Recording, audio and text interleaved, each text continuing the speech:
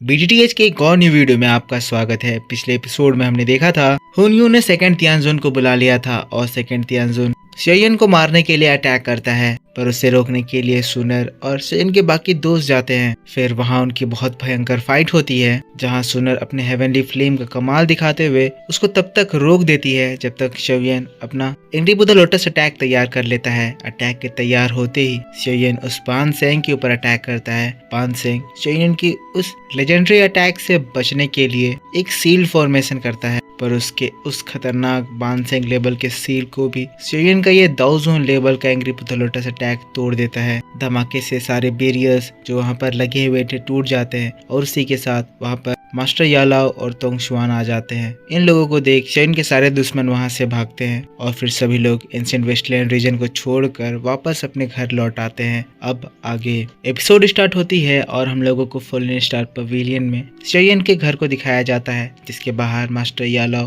Tian हाजुनजी और फेंगजुनजी के साथ शेयन से मिलने के लिए जा रहे थे। तभी शेयन के घर की गार्डिंग कर रहा फॉलन स्टार पवेलियन का एक डिसाइपल आता है। तुरंत ही उन लोगों को ग्रीट करते हुए बताता है कि यंग मास्टर शेयन पूरे 3 दिनों से बाहर नहीं निकले हैं। इतने समय में उनके रूम से कोई भी हलचल होने की आवाज तक नहीं आई। अब ये बात सुनने के बाद मास्टर यालाओ कहते हैं, लगता है एंशिएंट वेस्टलैंड रीजन की ये ट्रिप शेयन को कुछ ज्यादा ही थका दी है, हमें उससे डिस्टर्ब नहीं करना चाहिए, हम उससे बाद में मिल लेंगे। कहते हुए वहां से जाने ही लगते हैं तो शेयन का घर का दरवाजा खुलता है। शायद शेयन को इन लोगों की एनर्जी का पता लग गया था और शेयन एकदम थके हुए हालत में बाहर निकलता है। उन्हें रोकता है, कहता है, टीचर आप लोग चिंता ना करें, मैं बिल्कुल ठीक हूँ। जिसके बाद सीन शिफ्ट होता है और वो लोग हॉल में आ जाते हैं। तियान हाजुनजी शेयन को देख रहे थे, महसूस कर रहे थे कि उसकी एनर्जी बहुत ज्यादा बढ़ गई है, इसीलिए वो खुश होते हुए कहते हैं, शेयन यहाँ से जाने से पहले तुम्हारी कल्टीवेशन लेवल दाओजोन की 8 स्टार पर थी, पर देखो ना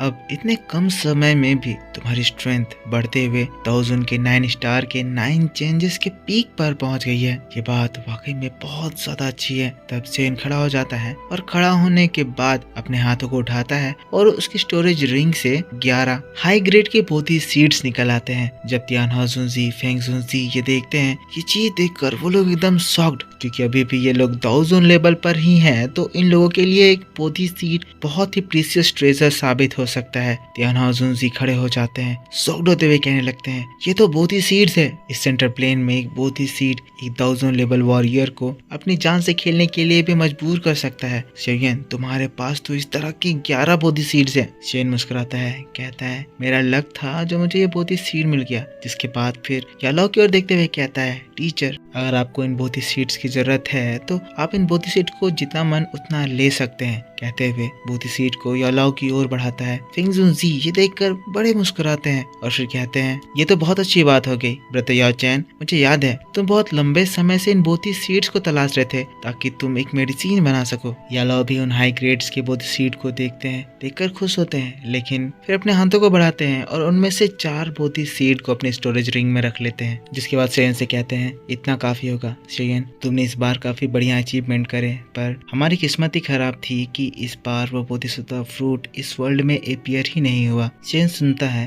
पर कुछ जवाब नहीं देता है। यालाओ थोड़े से सैड हुए थे पर फिर इमोशन को कंट्रोल करते हुए कहते हैं, पर कोई बात नहीं, इम्पोर्टेंट चीज ये है कि तुम सभी लोग वहाँ से बिल्कुल सही सलामत वापस लौट आए, साथ में तुम लोगों को इतना ज्यादा गेन भी हुआ। जिसके बाद ये बात सुनकर शेयन एक गहरी सांस लेता है और फिर कहता है, इस बार जो सोल क्लैन है वो लोग खाली हाथ लौटे हैं। मैं वरीड हूँ कि वो लोग इस वजह से शांत तो बिल्कुल नहीं बैठेंगे, वो लोग हमारे ऊपर एक्शंस ले सकते हैं। तब फेंगजुनजी कहते हैं, शेयन चिंता की बात नहीं है, भले ही हॉल ऑफ सोल पावरफुल है पर एंशिएंट क्लैंस उसको भी बैलेंस करके रखते हैं। रही बात हमारे फॉलन स्टार पवेलियन की, तो ये हॉल ऑफ सोल अब हमारे फॉलन स्टार पवेलियन को इतने हल्के में भी नहीं ले सकता है कि वो जब मन चाहे आकर हमारे फॉलन स्टार पवेलियन के ऊपर कंट्रोल कर सके। तियान हाजुनजी भी बताते हैं, शेयन तुम एकदम चिंता मत करो, जाओ आराम से अपना कल्टीवेशन करो, बाकी की चीजें हमारे ऊपर छोड़ दो, हम सब जी जान लगाकर हमारे फॉलन स्टार स्टार पवेलियन को प्रोटेक्ट करेंगे। शेयन भी लोगों की बातों को सुनकर खुश हो जाता है, मुस्कुराता है, हाँ में सिर हिलाता है और सीन शिफ्ट हो जाता है। नेक्स्ट सीन हम लोग यालाओ और शेयन को देखते हैं, जो लोग 4 स्टार पवेलियन के ही एक गार्डन में आ जाते हैं। पिछली बार शेयन ने यालाओ को बोधिसत्व फ्रूट या कहें बोधिसत्व हार्ट के बारे में नहीं बताया था, तो यहाँ पर वो बताने लगता है बोधिसत्व हार्ट बहुत भयंकर चीज है, इसीलिए इसको सीक्रेट रखना बहुत ज्यादा जरूरी था।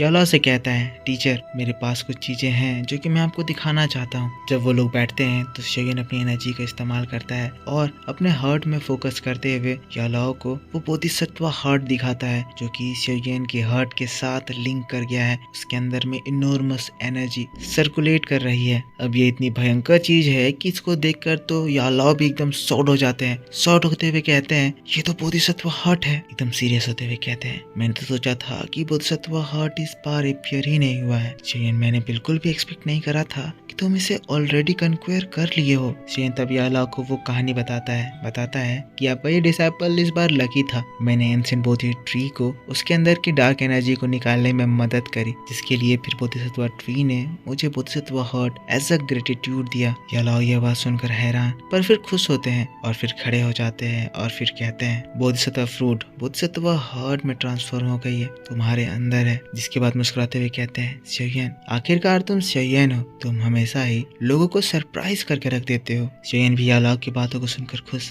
लेकिन फिर सीन शिफ्ट हो जाता है और हम लोगों को हॉल ऑफ सोल के मेन होल को दिखाया जाता है। यहाँ पर हुनयू और वो गुयू आए हुए हैं, जो कि अब हॉल ऑफ सोल के लीडर से बात कर रहे हैं, जिसकी वजह से हॉल ऑफ सोल का जो लीडर है बहुत ही ज्यादा गुस्सा हो गया है। इन लोगों को डांट रहा है, कह रहा है ना ही तुम वहाँ से बोधिसत्व हार्ट ला पाए, बल्कि वहाँ से तो तुम बोधिसत्व ट्री का एक सीड तक नहीं ला पाए। इतना सब करने के बावजूद भी तुम्हारे अंदर इतनी हिम्मत आ गई कि तुम वापस यहाँ आकर मेरे सामने आ गए। हुनयू बात सुनकर घबराता है, घबराते हुए कहता है मास्टर प्लीज मुझे एक और चांस दीजिए। लेकिन तब तक देर हो चुकी थी। हॉल मास्टर हुनयू को अपने प्रेशर से अपने घुटनों में झुका देता है। गुयू भी इस प्रेशर से बच नहीं पाता है, उसकी प्रेशर बहुत ज्यादा स्ट्रॉन्ग थी। पता नहीं ये किस लेवल में था, इसके बारे में तो बताया नहीं जाता है, लेकिन हॉल मास्टर की डरावनी आवाज फिर से गूंजती है, कहती है हमारा हॉल ऑफ सोल के ट्राइब मेंबर तुम्हें as a young leader praise करते थे, तुम्हें मेरे हॉल ऑफ सोल के ट्रेनिंग ग्राउंड में ट्रेनिंग करने के लिए भेजे, पर कितनी ज्यादा शर्म की बात है, इतनी ज्यादा मदद करने के बावजूद भी तुमने हमारे ट्रस्ट को तोड़ दिया। जिसके बाद आसमान में अचानक से एक बहुत ही बड़ा सा स्पेस होल खुलता है, उसके अंदर से बहुत सारे सोल चेन्स, सोल हैंड बाहर निकलते हैं। आवाज फिर से गूंजती है, कहते हैं हुनयू आज के बाद से तुम्हारे सिर से हॉल ऑफ सोल का फ्यूचर लीडर होने का टाइटल हमेशा के लिए हटा दिया जाता है। इतना ज्यादा इंपॉर्टेंट टाइटल तुम जैसे वेस्ट के हाथों में कभी भी नहीं जा सकता। तुमने हम सभी को निराश किया है, हमारी बेइज्जती करी है। कहते हुए वो जो स्पेस होल था वो हुनयू के अंदर से उसके सोल को खींचने लगता है। सोल एनर्जी हुनयू की बॉडी को छोड़कर जाने लगती है, जिससे हुनयू को बहुत ज्यादा तकलीफ होने लगता है। दर्द से हुनयू चिल्लाने लगता है और ये चीज देखकर गुयू घबराते हुए कहता है पैलेस मास्टर प्लीज प्लीज मुझे माफ कर दीजिए। गुयू इसीलिए माफी मांग रहा है क्योंकि उसे पता है कि हुनयू के बाद अगली बारी इसकी है। कहने लगता है पैलेस मास्टर आपके सबऑर्डिनेट के पास काउंटर मेजर्स हैं, भले ही वो सेकंड उन बोधि सीड्स को फुल स्टार पवेलियन ले गया, पर मैं आपसे वादा करता हूँ कि मैं उस फुल स्टार पवेलियन को कभी भी बढ़ने नहीं दूंगा। अब इसकी ये बात को सुनकर पैलेस मास्टर हुनयू को छोड़ देते हैं। हुनयू जमीन पर गिरता है, डरावनी आवाज में फिर से कहते हैं अगर ये बात है तो जल्दी अपने इस प्लान को पूरा करो, तुम लोगों की दूसरी गलती मैं बर्दाश्त नहीं करूंगा। जिसके बाद स्पेस होल गायब होता है, सोल एनर्जी उस जगह पर फैल जाती है और फिर वो कहने लगते हैं अब समय आ गया है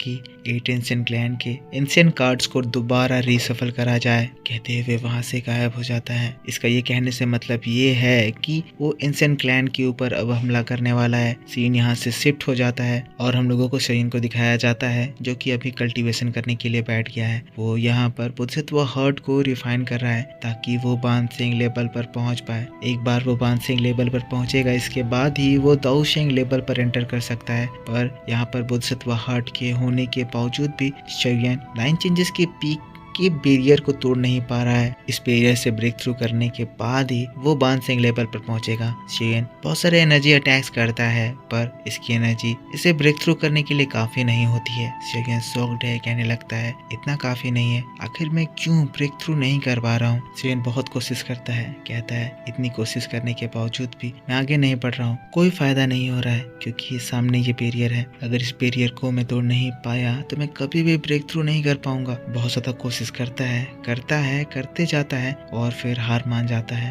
निराश होते हुए कहता है आखिर क्या मिसिंग है, मुझे समझ क्यों नहीं आ रहा है। सीन यहाँ से शिफ्ट होता है और हम लोगों को यालाओ को दिखाया जाता है जो कि कहीं एक शांत जगह में बैठकर पिल रिफाइनिंग कर रहे होते हैं। यालाओ को जो बोधी सीड की जरूरत थी वो इसी पिल को बनाने के लिए थी। यालाओ को पता था कि शेयन को बांसिंग लेवल में ब्रेक थ्रू करने में प्रॉब्लम आएगा। शेयन जिस कमी के बारे में बात कर रहा था शायद वो कमी अब यालाओ इस पिल को बनाकर पूरी करने वाले हैं। बिना हेवनली फ्लेम के यालाओ बहुत समय तक रिफाइन करते हैं, उनकी बहुत ज्यादा एनर्जी जाती है पर आखिरकार अपने हाई नॉलेज की वजह से यालाओ पिल लाइटनिंग समन कर लेते हैं। ये 8 कलर पिल लाइटनिंग होती है। यालाओ फाइनली बोधिसत्व पिल रिफाइन कर लेते हैं। पर इसी बात के साथ पैड थ्रू द हेवंस का ये वीडियो इस जगह पर खत्म हो जाता है। तो मेरे दोस्तों आप मुझको बताना कि आपको ये डिटेल एक्सप्लेनेशन कैसा लगा। अगर आपको ये वीडियो पसंद आया है तो इसके ऊपर एक लाइक जरूर कर देना, कमेंट करके बताना कि वीडियो कैसा था। नेक्स्ट एपिसोड आपके लिए मैं इसी चैनल पर थोड़ी ही देर बाद अपलोड कर दूंगा जिसमें मैं आपको आगे की स्टोरी बहुत ज़्यादा डिटेल में एक्सप्लेन करके बताऊंगा। तो मेरा इंतजार करना। मिलता हूँ मैं आपसे नेक्स्ट वीडियो में।